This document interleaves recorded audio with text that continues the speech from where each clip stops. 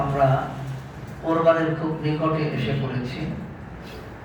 হজের মাস, কোরবানির মাস, জিলকওয়াদা মাসের 26 তারিখ, আর 4 দিন পরে এই মাস শেষ হবে। জিলহজ মাস আসবে।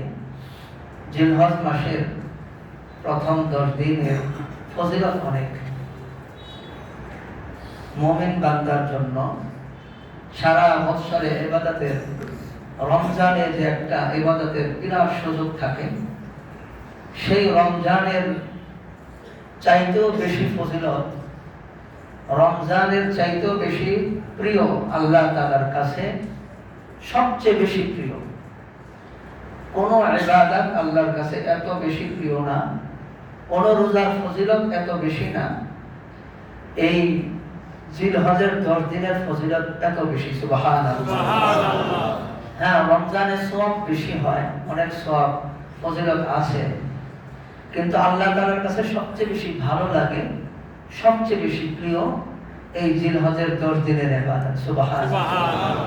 সূরা ফাজরের মধ্যে আল্লাহ বলেছেন, ওয়াল ফাজর ওয়া লায়ালিন আশর, কসম ফজরের, ওয়া লায়ালিন আশর, 10টা রাত্রির কসম। পৃথিবীতে যতদিন রাত্রি হয় এর মধ্যে এই 10টা রাত্রির কসম আল্লাহ করেছেন, যে 10টা রাত্রির কসম, এই 10টা রাত্রির ইবাদত আমার কাছে কত বেশি প্রিয়, আর এই 9টা 10টা দিনের যে ইবাদত আমার কাছে কত বেশি প্রিয়। মা মিন আইয়ামিন আহাব্বু ইলাল্লাহ, কোন দিন আল্লাহ তাআলার কাছে ইবাদত এত বেশি প্রিয় হয় না, এই 10 দিনের ইবাদত আল্লাহর কাছে তত বেশি প্রিয় হয়। সুবহানাল্লাহ। ইয়াদিলু সিয়ামু কুল্লি ইয়াউমিন মিনহা বিসিয়ামি সানাতিন, একটা দিন রোজা রাখলে আল্লাহ তাআলা তার আমলনামায় 1 বছর রোজা রাখার সওয়াব দিবে। তাহলে 9 দিন আসে, কারণ ঈদের দিন তো রোজা রাখা যায় না, 9 দিন হয়। এই 9 দিন রোজা রাখলে এক এক দিন 1 বছরের ইবাদত হলে 9 দিনে কত? 9 বছর রোজা রাখলে যে সওয়াব হতো, এই অল্প 9 দিন রোজা রাখলে 9 বছর এবার এই রোজা রাখার সওয়াব আপনার আমার নামায় আল্লাহ তাআলা দিয়ে দিবে। সুবহানাল্লাহ।